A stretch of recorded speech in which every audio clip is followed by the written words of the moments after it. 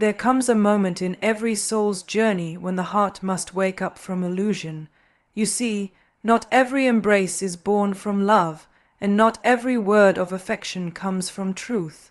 Sometimes what feels like warmth is only the flame of manipulation.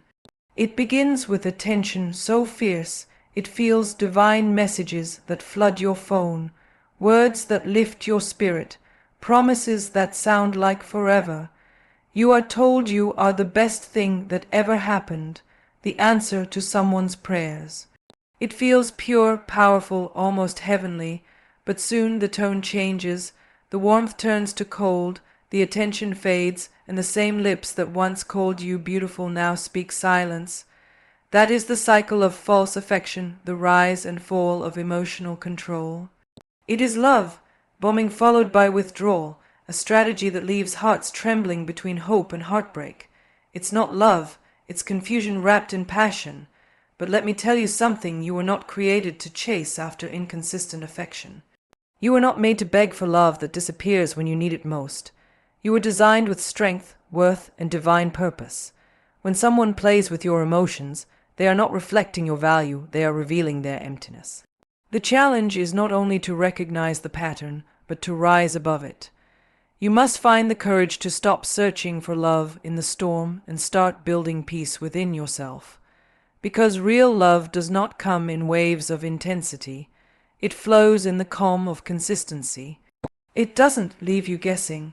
It brings you home, and when you awaken to that truth, you will stop chasing the warmth that burns and begin walking in the light that heals.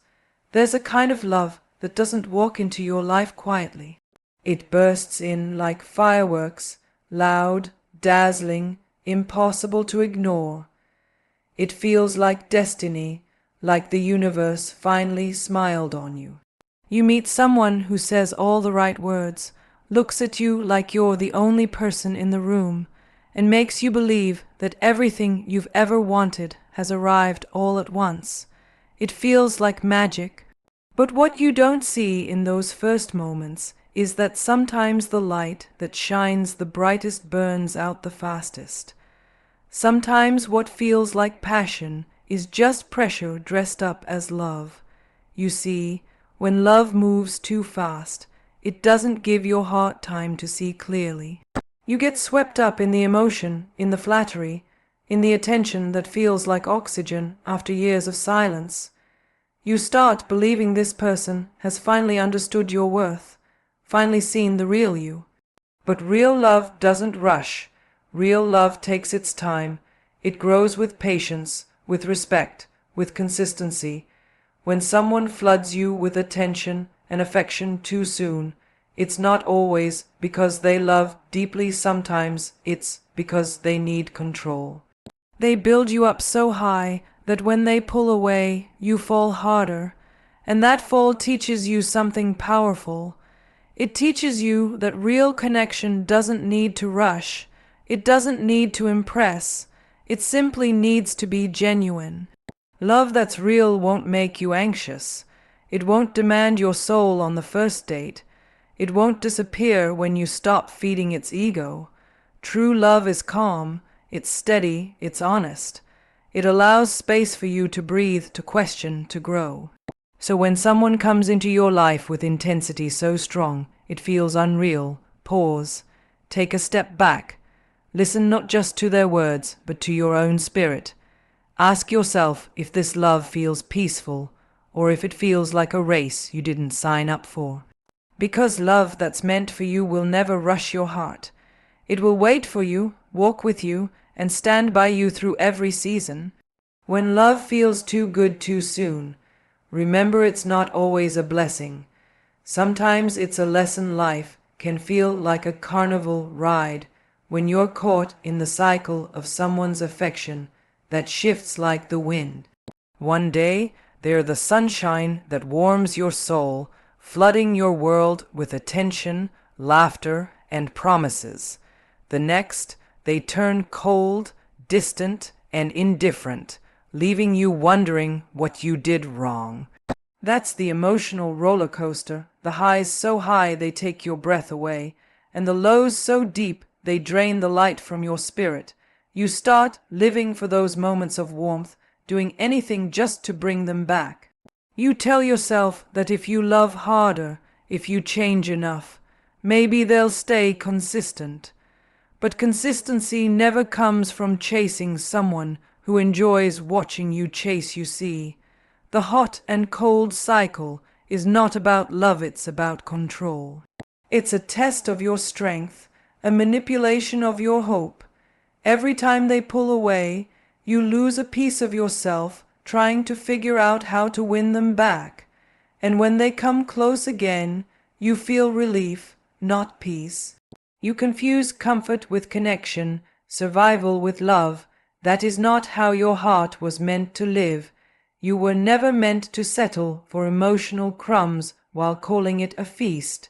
Breaking free from that cycle starts with one brave choice, the decision to stop playing the game.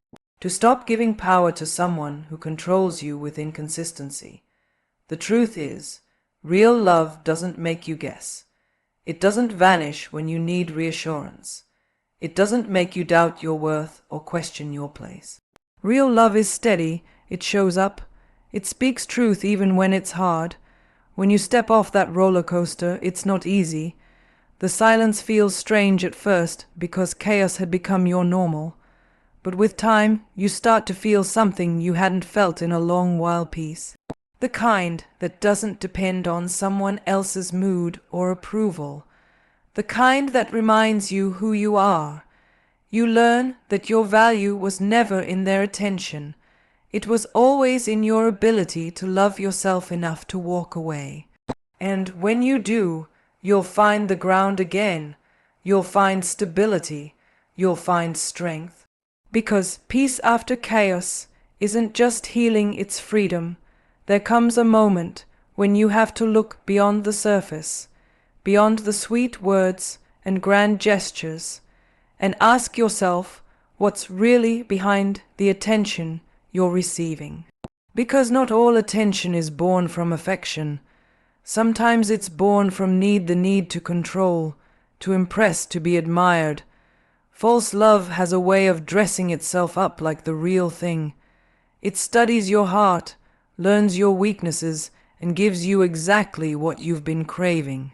It mirrors your dreams, your pain, your hopes, until you believe you've found someone who finally understands you. But attention without sincerity is an illusion, and illusions always fade. False love feels intense. It moves fast. It takes your breath away, but it never gives you room to breathe. It's the constant text messages, the compliments that sound rehearsed, the declarations that come too soon. It's the way they make you feel seen, but only when it serves them. You begin to live for their approval, to chase their presence, to measure your worth by their reactions. But when love is true, it doesn't demand that you perform. It doesn't take your peace in exchange for presence. Real love nurtures. False love drains. Recognizing false love means learning to listen to what's missing behind the noise. It means asking if their actions match their words, if their care remains when the spotlight fades. Love that's real stands firm, even when the excitement cools, even when you set boundaries. It doesn't punish your independence, it celebrates it. It doesn't make you question your value, it reminds you of it. The moment you see the truth, the illusion begins to crumble. And yes, it hurts because you invested in what you thought was love. But that pain becomes the beginning of wisdom. It teaches you that love is not about intensity but integrity, not about flattery but faithfulness. It teaches you to slow down, to observe, to trust your intuition. You start to realize that you deserve more than attention. You deserve affection that is real, consistent, and kind. The kind that doesn't just say you're loved, but shows it through patience, respect, and honesty. Because when you stop chasing attention, you start attracting real connection, and that's when love finally becomes something worth keeping. There comes a time when you've been pushed, pulled, and twisted by someone's emotions for so long that you forget what your own peace feels like. You wake up every day trying to predict their moods, walking on eggshells, doing everything you can just to keep the storm quiet. That's what emotional manipulation does. It trains you to believe that their happiness is your responsibility. It convinces you that love means sacrificing yourself, your voice, your boundaries, but there's a power inside you that no manipulation can destroy. It may be buried under fear, under doubt, under years of control, but it's still there, waiting for you to stand up and take it back. Reclaiming your power starts with awareness. You begin to see the patterns for what they are: not love, not care, but control. Every guilt trip, every silent treatment, every moment they twist your words is designed to keep you small. They make you question your reality so they can define it for you. But when you finally open your eyes, when you say enough, something shifts. You realize you don't have to react to every game they play. You don't have to explain your worth to someone committed to misunderstanding it. You can choose silence over chaos, peace over proving a point. Detachment is not coldness, it's clarity. It's refusing to dance to a tune that only drains you. It's standing tall in the face of manipulation and saying, I don't owe you my pain anymore. The moment you detach emotionally, their power begins to fade. They can no longer control what they can no longer confuse. You stop responding to guilt, to fear, to shame, and start responding to truth, to calm, to freedom. And yes, it takes courage to walk away from something that once felt like love. It takes strength to rebuild your confidence, to trust yourself again after being made to feel small. But when you do, you rise differently, you speak differently, you love differently. You learn that peace is not a luxury, it's your right. You learn that protecting your energy isn't selfish, it's survival. You discover that your worth was never in how much you could endure, but in how boldly you could reclaim yourself. And when you do, you become untouchable, not because you're hard, but because you're whole after the storm passes, when the shouting stops, when the phone finally goes silent, and the chaos that once filled your days turns into stillness. That's when the real work begins. Healing isn't just about moving on, it's about coming home to yourself. It's about learning that peace isn't found in someone else's arms, but in the quiet strength of your own heart. You see, after being tossed around by false love and emotional games, your spirit becomes tired but not broken. That's where the rebuilding starts.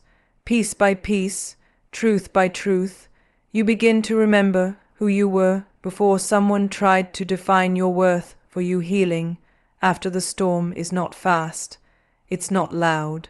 It doesn't happen with one brave decision, it happens with 1,000 small ones. Choosing to wake up and not look for their messages, choosing to forgive yourself for staying too long, choosing to believe that you still deserve love even after what love did to you. It's about learning to sit in your own company and finding that it's not loneliness, it's peace. The silence that used to scare you becomes your sanctuary. You start to trust your instincts again, to set boundaries without guilt, to love yourself without apology. Real love begins right there, when you stop needing someone else to complete you and start understanding that you were already whole. It's not about perfection, it's about presence. It's in how you talk to yourself, how you honor your emotions, how you choose relationships that reflect your worth instead of diminish it. Real love doesn't come to rescue you, it comes to meet you where you've already healed. And when that love finally finds you, the kind that is patient, consistent, and kind, you'll recognize it, because it will feel peaceful, not powerful. It will feel steady, not overwhelming. You'll know it's real because you won't have to lose yourself to keep it. The storm that once broke you will become your teacher, and the lessons it left behind will turn into wisdom. You'll walk with calm in your heart, strength in your spirit, and love that begins and ends with you. Because when you learn to love yourself deeply, every other kind of love must rise to meet that same standard in the end. Healing from love, bombing and the hot and cold cycle isn't about revenge or proving anything to anyone. It's about reclaiming peace within your own soul. It's realizing that you were never broken, you were simply learning what love is not. The chaos was never love, it was the lesson that taught you how to love yourself better. When you stop chasing inconsistency and start embracing your own worth, life begins to feel steady again. You start to attract people who match your peace instead of your pain. And that's the true victory, not just surviving what tried to destroy you, but transforming it into strength. Because real love, the kind that lasts, begins the moment you decide that your heart deserves gentleness, your mind deserves clarity, and your soul deserves rest. From that choice forward, you never settle for less again.